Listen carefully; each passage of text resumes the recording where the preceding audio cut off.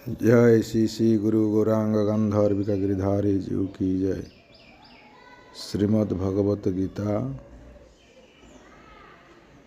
এবার আমরা গীতার এমসিকিউ সিস্টেমের দিকে এগিয়ে চলি। যেরকম প্রশ্ন হতে পারে যে শ্রীমদ্ ভগবত গীতা বলিতে একমাত্র কাকে বোঝায়। চারটে অপশন থাকবে,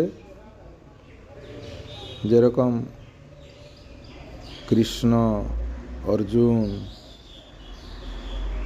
শ্রীকৃষ্ণ অর্জুন সংবাদ বা কোনটি না, এরকম চারটে অপশন থাকবে।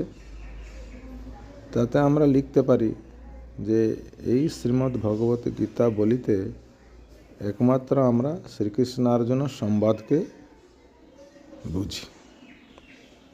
আবার প্রশ্ন আসতে পারে গীতার অন্য একটি নাম কি।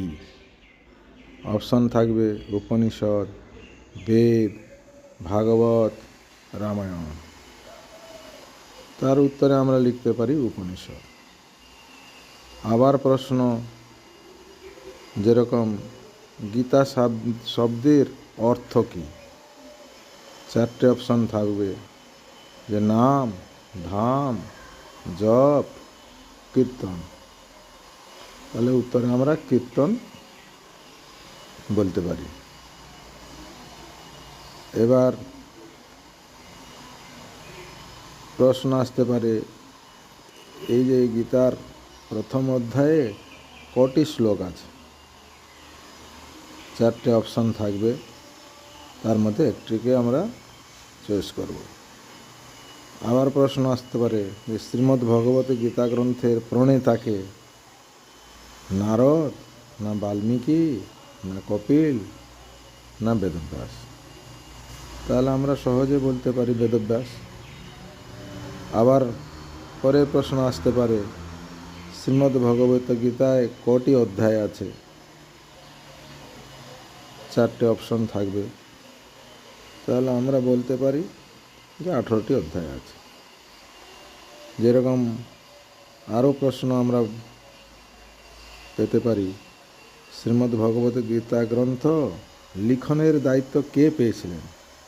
অর্জুন, কৃষ্ণ, জন্মজয়, গণেশ। তাহলে সহজে আমরা বলতে পারি গণেশ। আরও প্রশ্ন যেরকম শ্রীমদ্ ভগবত গীতা গ্রন্থের বক্তাকে অর্জুন, না ধৃতরাষ্ট্র, না বেদব্যাস, না কৃষ্ণ। তাহলে সহজে আমরা উত্তর দিতে পারি কৃষ্ণ। এই শ্রীমদ্ ভগবত গীতা গ্রন্থের শ্রোতাকে ধৃতরাষ্ট্র, সঞ্জয়, বেদব্যাস, অর্জুন। কোনটি? তার থেকে আমরা বলতে পারি অর্জুন। সঞ্জয়কে দিব্য চক্ষু কে প্রদান করেছিলেন।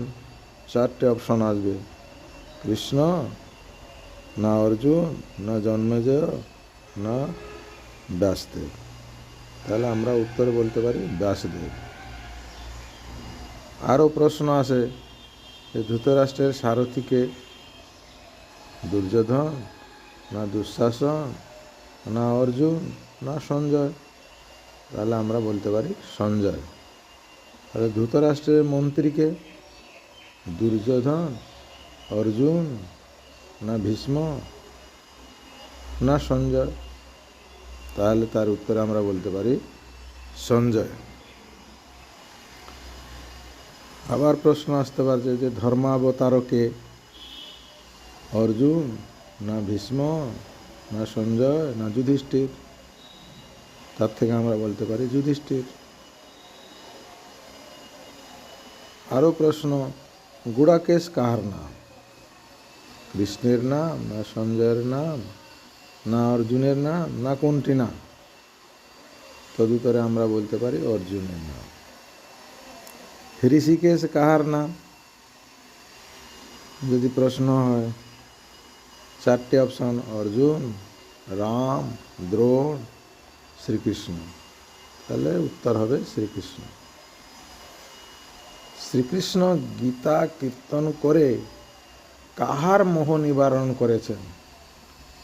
অপশন আসবে অর্জুনের, না সঞ্জয়ের, না ধৃতরাষ্ট্রের,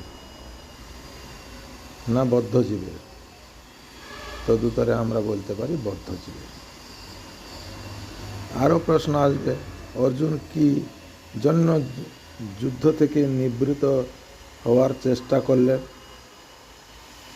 কুলধর্ম, অধ্যাপন, প্রজারক্ষা, লোভ ও পাপ, না কোনটি না?